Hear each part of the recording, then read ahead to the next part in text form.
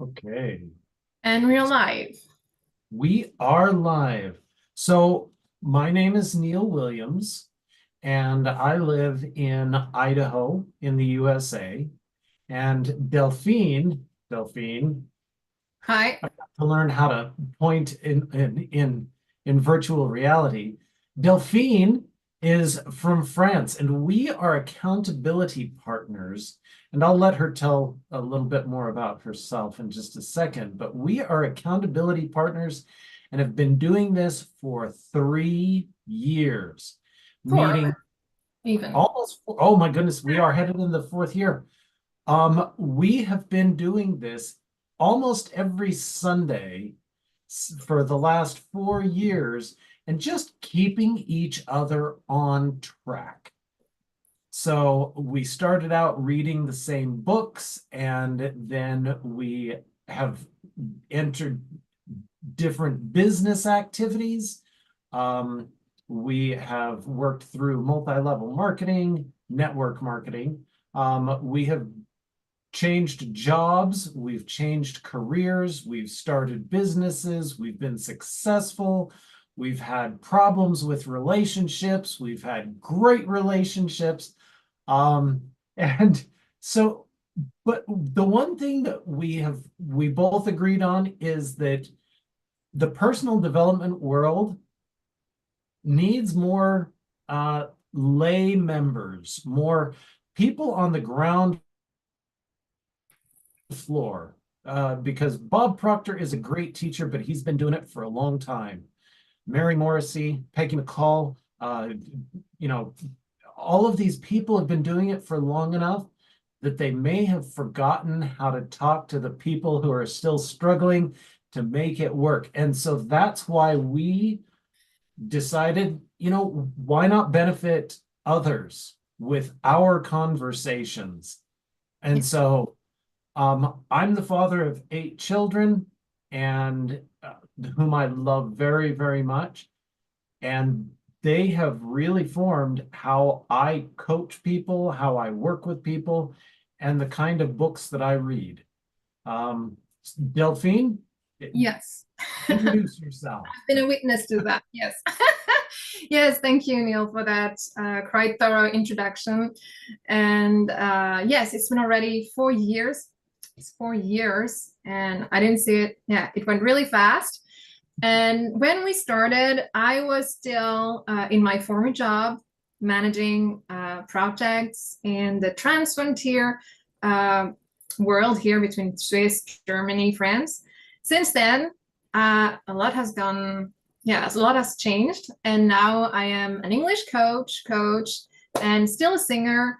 And basically, still, I'm working on my dreams every day, and I'm sharing what I'm doing. I'm sharing more and more because, like you said, I think it's important to see everyday people sharing how they do it, how it works, what we feel, because it's not always like they say, like in a personal development world, um, bubbles and stars and good energy. No, it's the contrary. It's both actually. So that's why we're here. Yes. So Yeah. being So, would you introduce today's topic? all right. It's true that I suggested it. So now let me introduce the topic of the day. Yeah, so I was inspired by a French coach that I have been following for years. And he was kind of talking about motivation and how motivation is just not enough. And it's part of the process. But then he talks about discipline and hard work. But at the same time, he says, because there are ebbs, it's ebbs and flows, downs and lows on the way, things like that. For now, okay. But he was more into the yeah, you have to work hard and really do things, even if you don't want to do them. And I have been struggling with that idea that I find more and more challenging because the more I'm on that way, the more I don't do the things I don't want to do. Yeah. And really, when I don't want to do something, I just don't do it. And until I feel like I want to do them or I can do them because it takes more and more energy. So I think there is a change going on in that area. So I don't believe in hard work anymore. Because when you're really passionate about something, it's not hard work, it's hard work. Mm. Remember what you said? Yes. It's hard work. So yes, so that's why in that world they say you have to do things. And I think it's changing because before you do things, you have to feel it. You have to be in, I don't know, the energy and the mindset where you're willing, in which you're willing to do things. So that's why we're going to talk about doing versus being. You know, you bring such an important point to all of this. And you're absolutely correct. In fact, one of the best ways that I ever saw it described is there are basically three circles. One is knowledge, and here's my terrible drawing of it. One is knowledge. You have to know how to do something. The second is desire. You have to want to do something. And the third one is, in fact, motivation. Now, if you don't have all three, you are not in bliss. You are not in happiness. Because if you have knowledge and motivation, but no desire, you're going to be lazy about it. If you have desire and motivation, but no knowledge, you're going to look like a puppy running around as fast as you can and not getting anything done.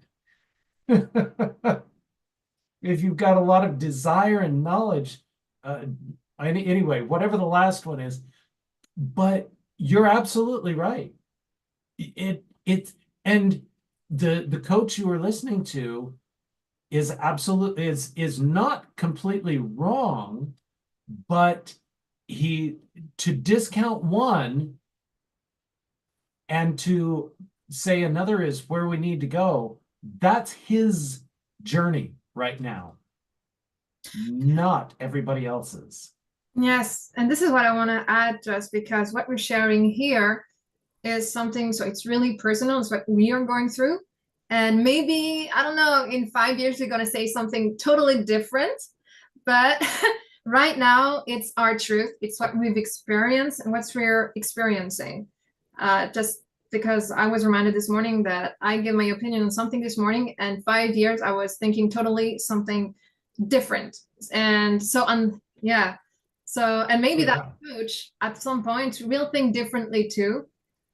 And I was saying that because I could feel that, and I think it's because of that. He was talking about some really bad personal life experience, and I think that's why we need to be in alignment, and that we have to have all the spheres, I mean, balanced. Because if something is wrong in your personal life or emotional life, it can impact a lot of things, and that's why you have to be conscious about the impact it can have. And it's not wrong to have, I mean, it happens, but just see how it could impact your mindset when you're doing things, because maybe the personal problems can impact the way you see your business, you know? Oh, yeah. Yeah, in fact, I was one of my coaching clients wanted to start her business. And that's actually why she came to me. And oh my goodness, I didn't tell her about the 15 other coaches that I'd had who had told me how to start my business.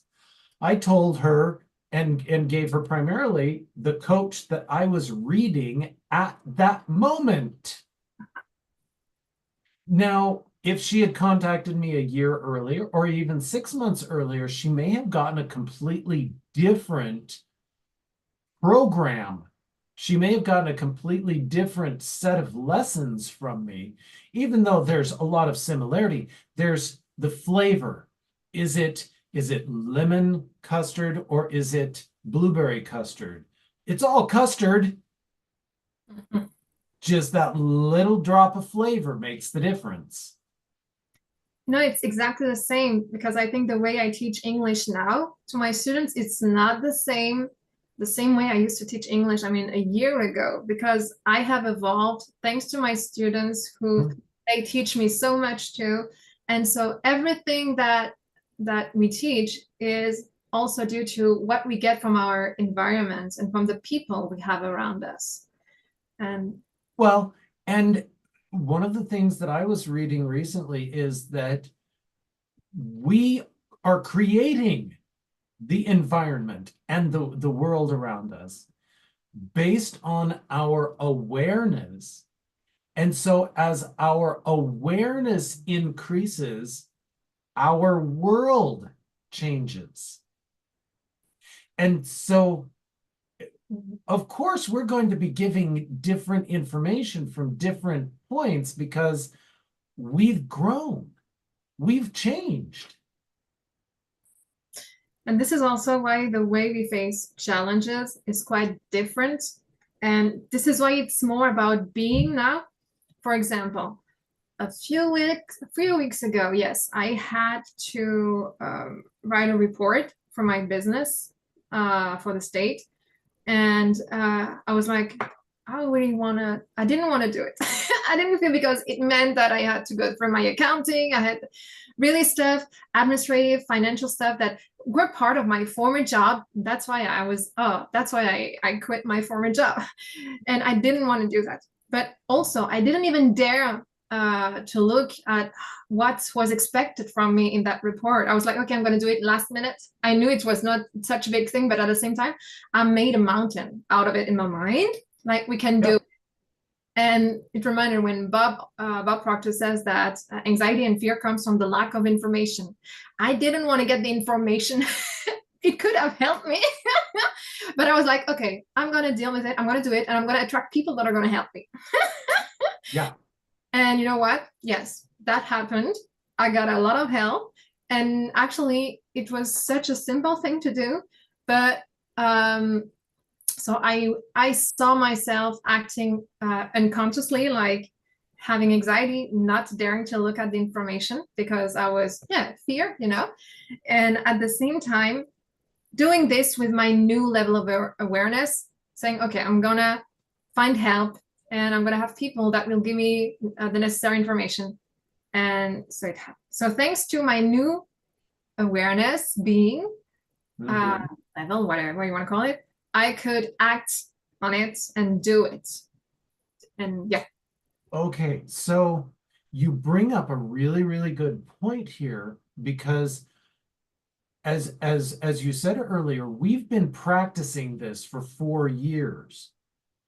And after that 4 year, and as you've mentioned in previous things, you weren't big into personal development or into that space beforehand, but it came to you, you realized you wanted to do it, you pursued it.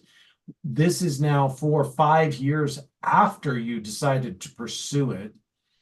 And now you're being the practicing that you have done, the doing.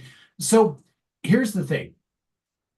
I believe that you have to do in order to be. Hmm. But you will only ever attract what you are being, not what you are doing. That is so. See, there is a GIF, I think, and you see a guy and his mind is just blown like universe, and what you just said made kind of that effect to me. So, Yeah. so you need to do in order to be, because Yep. what you attract then is not based on what you do, but what you are. Okay, so but first, Yes.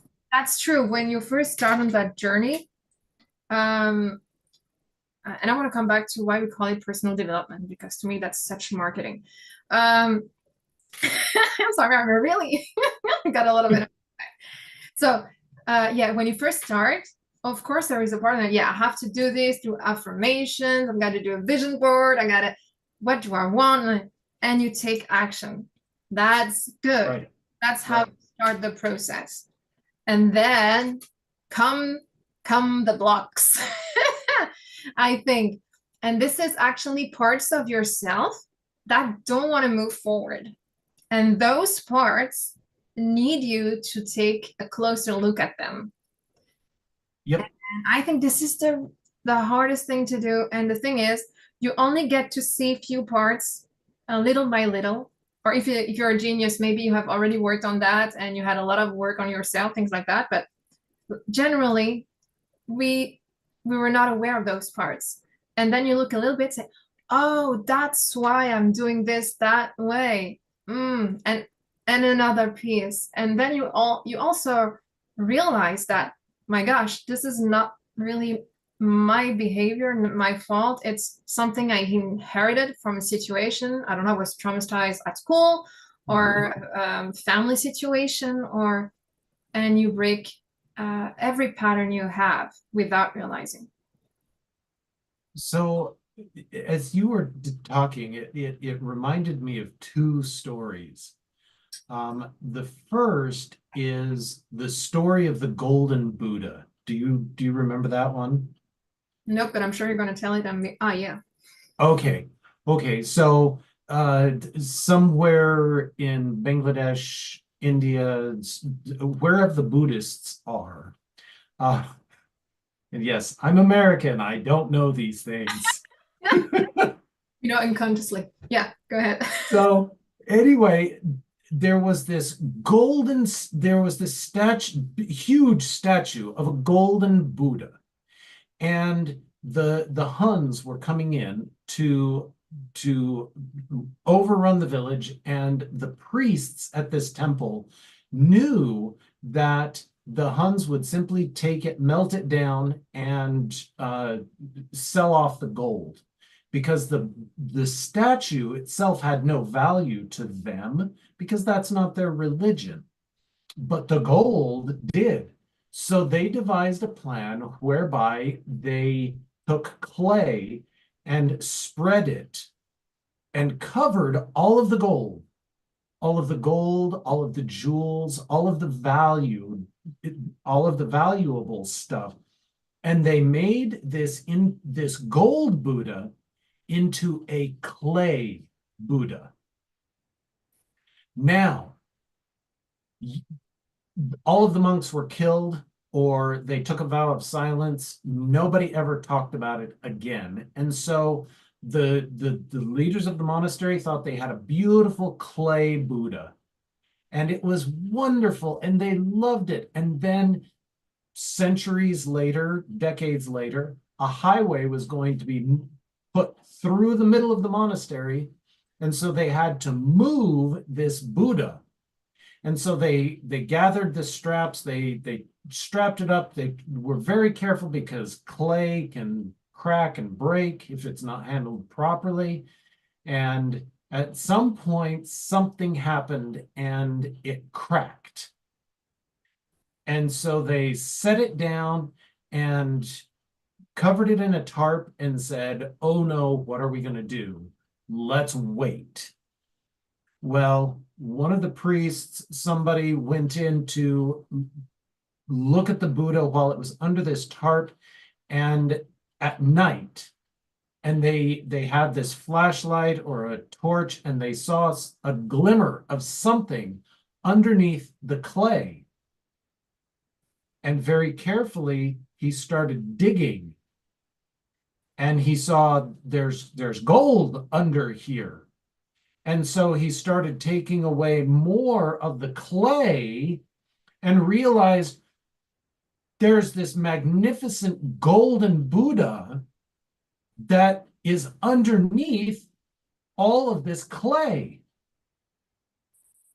And the second thing that it reminds me of is this idea that as children, you and I decide, oh, mommy doesn't like it when I do that.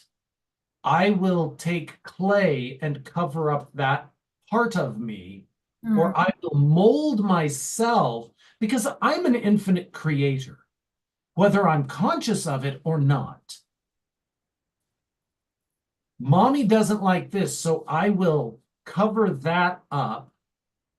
Daddy doesn't like this, so I will cover that up. My religion doesn't like this, so I'll cover that up.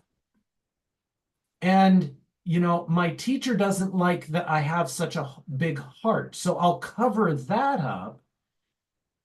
And so, in that way, you're exactly right in that we started out perfect. We cover ourselves up to try and disguise ourselves and make ourselves not so shiny, not so bright, not so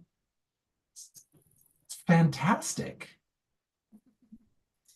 Yes, this is so, what you're saying is so true. And it's a beautiful, beautiful example. And yeah, be it mommy, daddy, religion, society, it's better to wear clay. Everybody wears clay, that's how we do things. Yeah. And then you Yeah. realize everybody's suffering because, oh, clay, oh, when it, oh, it's not really, you see, everybody, it's itchy, nobody likes it, but no, we all wear that, We all wear the clay. Yeah. It's required by society. Otherwise, you go to the insane asylum or you go to prison or you're weird. Yeah, no, you have no friends, and yeah, no, it's better not to wear clay. I love that, but I don't love clay. Well, and then you get your first taste of personal development or self-help or enlightenment. And that's when you start to see the gleam of something underneath the clay and you go, that. Yeah, what's that? And who are those people who are like me or who feel the same? They sense that clay is not that tasty, And Yeah. It doesn't look good. It doesn't move well. no, and we're all here. Yeah.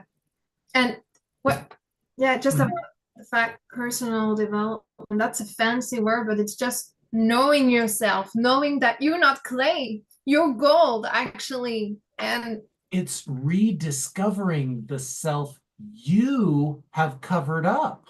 exactly. It's not that big thing. It's huge, of course, it's huge what you have inside of you, but it's not a big thing. You have to do this and that and some incense and yeah, anyway. Well, and here's the biggest problem with personal development as I see it. And you look around me, you can see I'm really proud of myself. It's week 26 of 2024, and I have read 20 books. But all of them say the same thing. It's like the custard,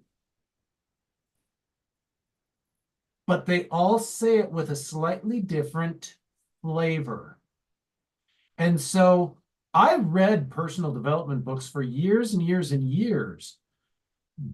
But until I read a certain one that was written in a certain way and had a flavor that was more akin to the religion that I was used to, I didn't embrace it.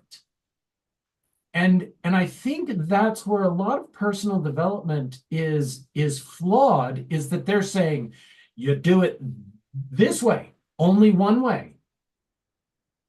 And you follow these steps and it will lead you to this result.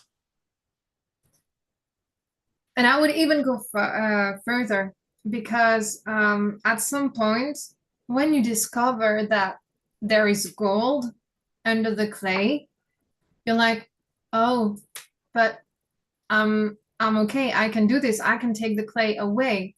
Of course, sometimes you're going to ask a friend or you can go see a guide, a therapist, whatever you want to call them. But in the end, what they're going to say is just what you already have in you. And when you realize that, it's just about trusting yourself, and you actually don't need anybody. I'm sorry, you don't need a coach.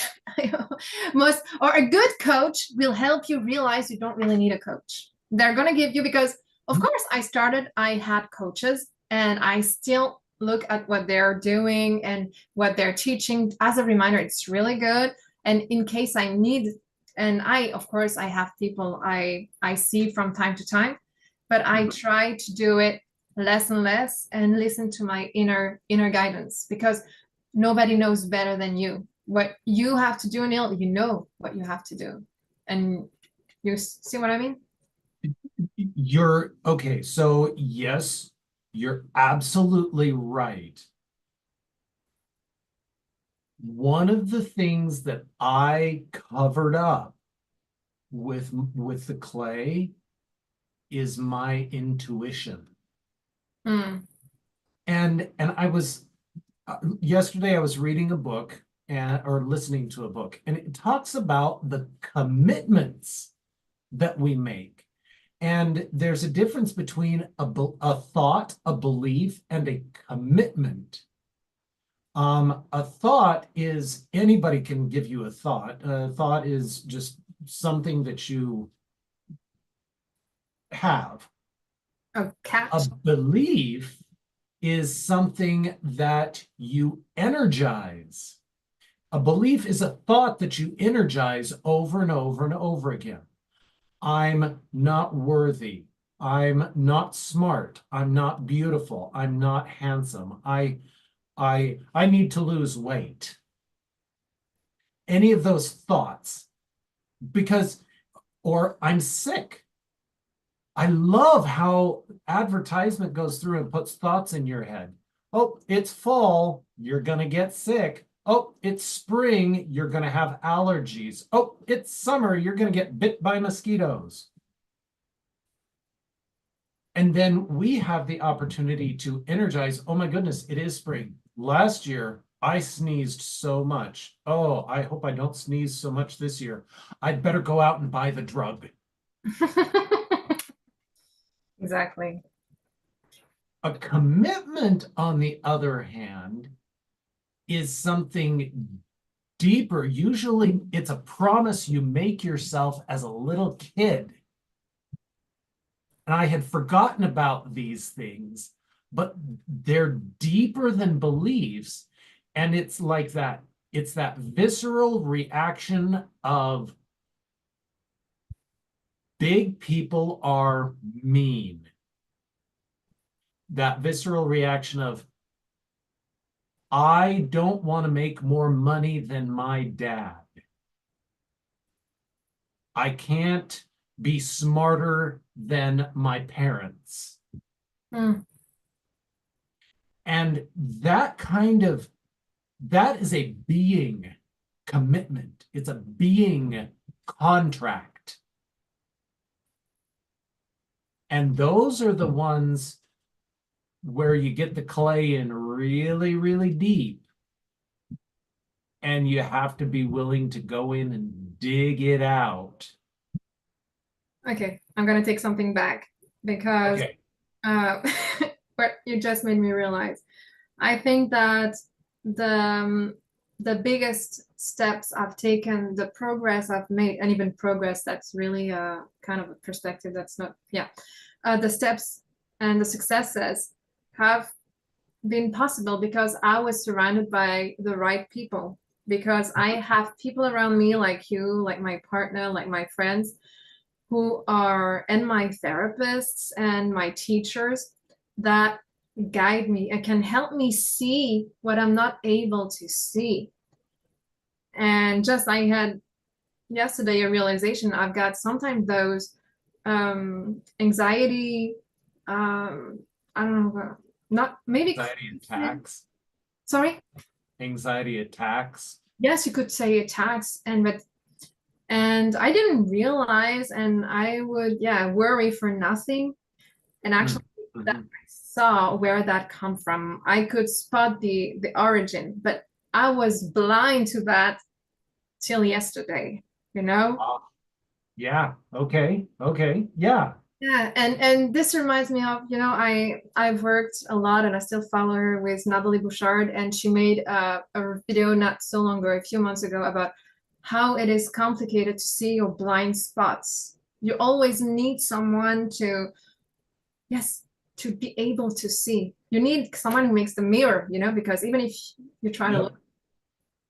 Well, if you think about it in religion, that's why God looked down and said, Adam, he shouldn't be alone. Yes. He needs a mirror. And so he created Eve. You're absolutely right. I guess what I'm saying is sometimes you do need coaches. Sometimes you need therapists. Sometimes you need mediums, psychics, hypnotherapists. Sometimes you need people with those modalities. But I believe that when we get healthy, you are absolutely correct. We are surrounding ourselves with friends, and we begin to pick up on what we're seeing in the mirror from just everyday people.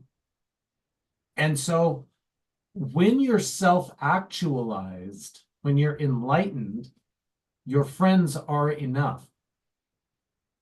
Yes. But You're in order to get there, you might need a coach.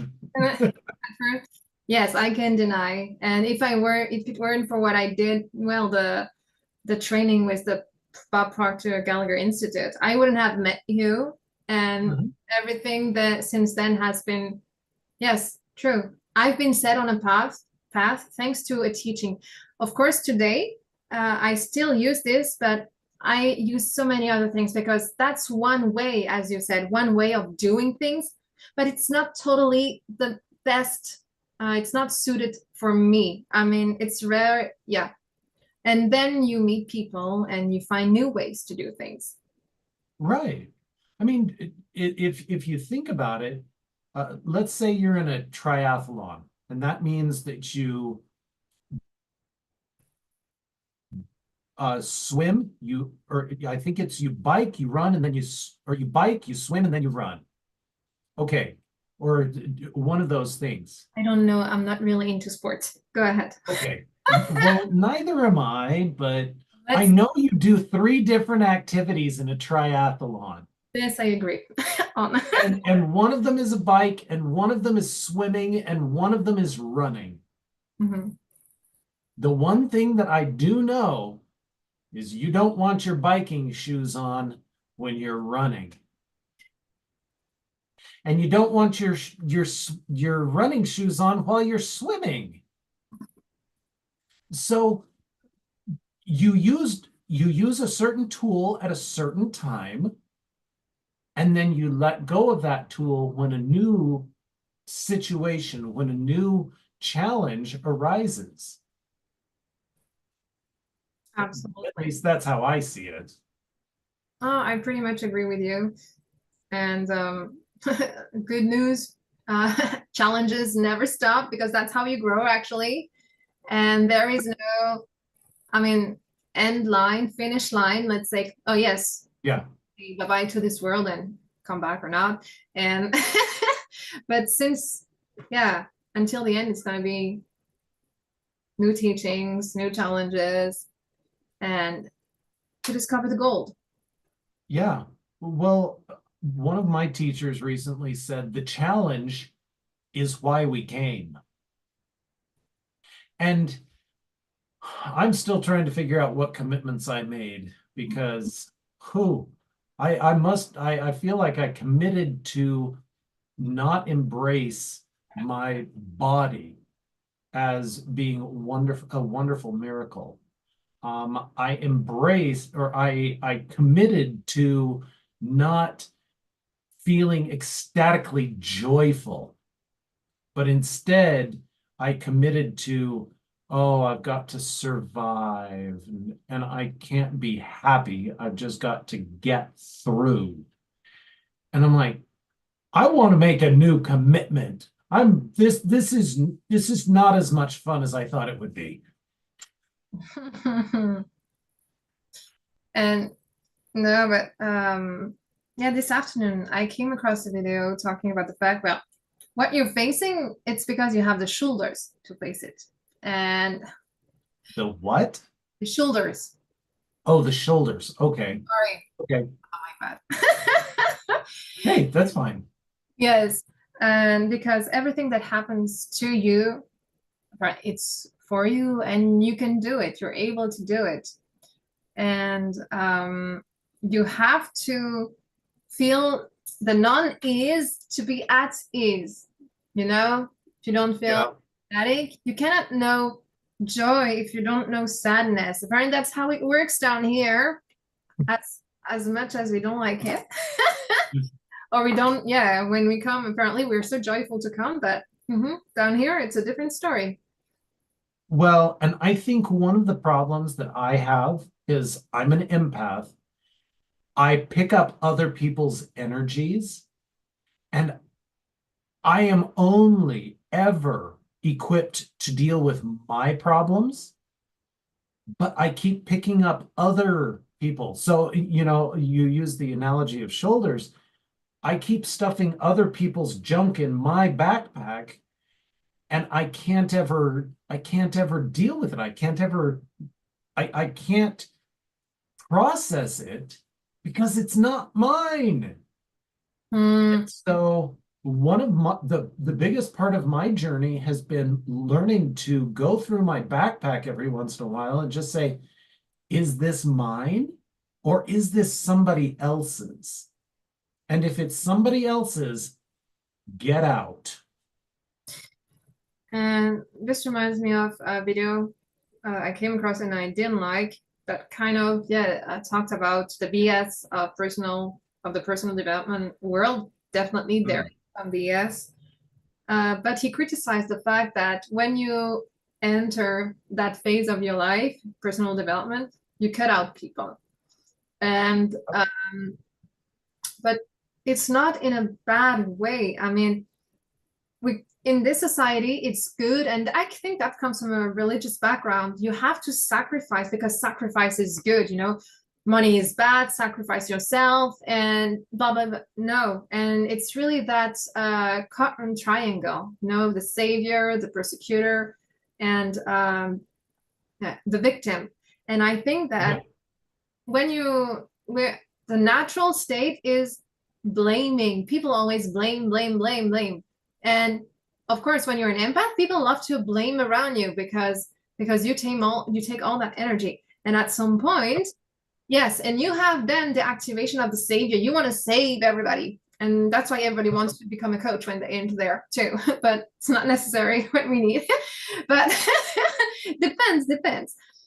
But so I think cutting out is just being able to say, okay, I have to feel good first, because if I don't feel good, I cannot be there for someone else. Because if you're full of clay and you're suffering from the clay, how will you help someone else dealing with their own clay? Exactly. You have to just strengthen yourself to be able then to be a more capable friend or see. So it's not about really cutting off. It's not for a bad reason. And maybe those people will realize, we have to get out of the blame attitude, the victim attitude. Well, and part of the reason that they want to blame is because they don't want to take responsibility. I mean, you heard me a little while back say we are eternal creators. We are creating all the time. I created the clay that I put on my gold. I created it. I decided to put that on and to cover my value up. I decided it. I created the clay. And so when you get somebody who has put on all of the clay and have put clay over their eyes and realized, oh shoot, I must not be the one who why would I put clay on my own eyes? But as soon as you cover up those eyes, you stop seeing. You stop seeing that you're the one who did it all. And so you have to turn to somebody else and say, well, it's your fault. It's the government's fault. It's religion's fault. And it's always my parents' fault. Indeed. But it can't be me. Why would I do this to myself? That's the real deal. Mm-hmm. Yes. It takes a lot to realize that and deal with all that clay. Well, it takes a lot and it takes a long time because I've said stuff and you've graciously said, Neil, that's yours. And having you pointed out in a loving and respectful way allows me to then reflect back and say, oh my goodness, that is mine. That's why it's so important to have friends and positive friends, because alternatively, you could have said, "Oh, Neil, it's not your fault. It's your parents' fault. Neil, it's not your fault. It's your kid's fault. It's your religion. Oh, it's not your fault." And I could have believed that as well. And I could have just continued being depressed. And let's not say that I'm a positive friend. I am a friend on an awareness journey. Let's say it like that, because I'm not always positive. Positive in a way, yeah. No, but in that one aspect, when you pointed out, Neil, you have the power. You have the ability to overcome this. You you gave you reminded me of my power. Mhm. That to me is a very positive aspect, is being reminded of my power rather than being reminded that I am powerless. It's somebody else's fault. It's somebody else's doing. You have no choice. Too bad. Too bad. And I guess though that it the fact that we say it takes a lot of time, it's also a commitment to us. It takes a lot of time. If you listen to Bob Proctor, you can switch it like that, you know? Yeah, see, we have that commitment, but we're breaking it. And no, but it's true. And at the same time, um, it's a beautiful journey. And we have a different amount of play that Bob had. That's also true. Everybody has a different amount of play. And it takes a lot of life experiences, good and bad, to realize the goal. And the best changes that happen definitely come when you're really in those bad and dark moments. That's really when it starts moving upwards. But it shouldn't be about moving up, moving down inside of you. And from there, you're going to realize, my gosh, gold is there, but I didn't realize. And heck, yes, I'm like this, and you can be whatever you want, but that's how I am. Take it or leave it. And you also become quite strict on your boundaries, and you don't Oh, expect the clay from others anymore. that's it right there. You actually start to develop boundaries because you realize where your gold ends and the clay begins. And you say, wait a minute, I've been living in the clay for so long. I don't want to live there anymore. I'm tired of living in the clay. I'm tired of living in the blame. I much prefer the gold. And you become a gold seeker. Yeah, I'm a gold seeker. I Yeah. want the gold that's in me that I've covered up. And at some point, you'll find it because there's a whole period of time you're seeking and trying to understand. And at some point, you're like, okay, I accept. There's gold. And you start being from that gold state. Yep. That's when it starts really to happen. I mean, easily. And today, God bless, it's of course I get challenges, but I'm resourceful and I get to the gold state and say, okay, find me solutions. And a new student, Yeah. and new people, and a new friend, and it flows, you know? just like you said with your writing that report, I was having a relationship problem with one of my kids. And so I said, okay, angels, relationship angels, I need you to come in and help me. And then I said, uncreate, delete, and destroy this problem across all time, space, and reality. And then I did a little bit of tapping. And then I said, thank you, God, this or something better. How can it get any better than this? Now, I just listed off about, oh, and I said, I'm sorry, please forgive me, thank you, I love you. Ho'oponopono. Ho'oponopono. I just used 7 or 8 different modalities, tools, but really what they were doing is helping me shift out of blame mode into self-power mode. And so the personal development world provides you with tools.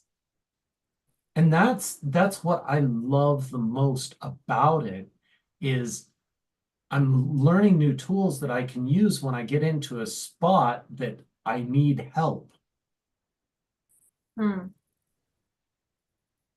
And I would say to conclude, well, what you just said is use the tools that align with you and trust yourself. Yep. Believe everything that's out there. Trust your, Yeah. yes. One of the most empowering experiences I ever had was having this coach get on a Zoom call with me and say, Neil, you need my help. And if you valued yourself, you would pay me the $5,000 down payment for the $25,000 total dollar amount, and I would help you do this and that, and you would become this. And I looked at him and I said, thank you.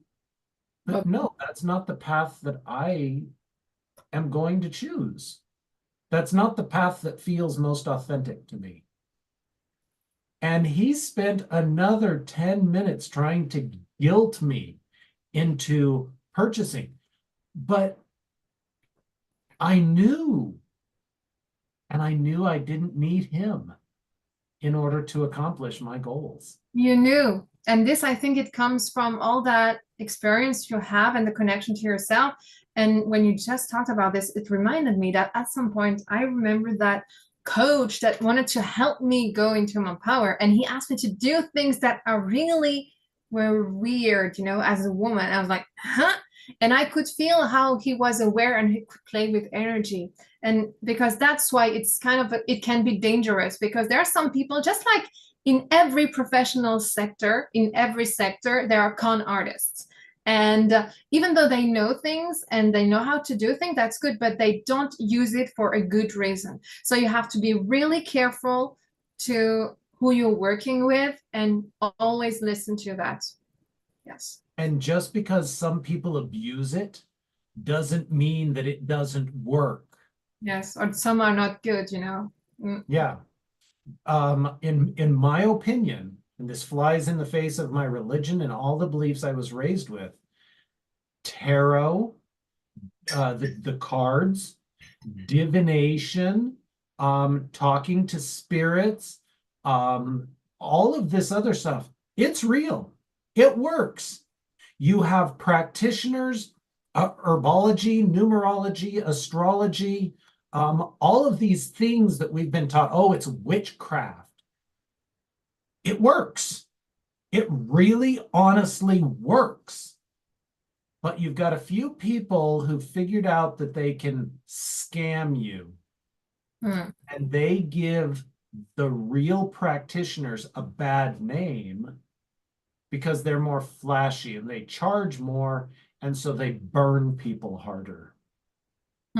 When you find a practitioner who is authentic and real and does a good job with numerology, with astrology, with any of these things, they almost don't want to charge you because it's something that is so natural. It's like breathing for them. It's like singing for you. Yes, exactly. Or teaching English, Sometimes like, okay, I give you one more lesson. Okay, because like Because I'm not doing it. you love it. Yes, I do.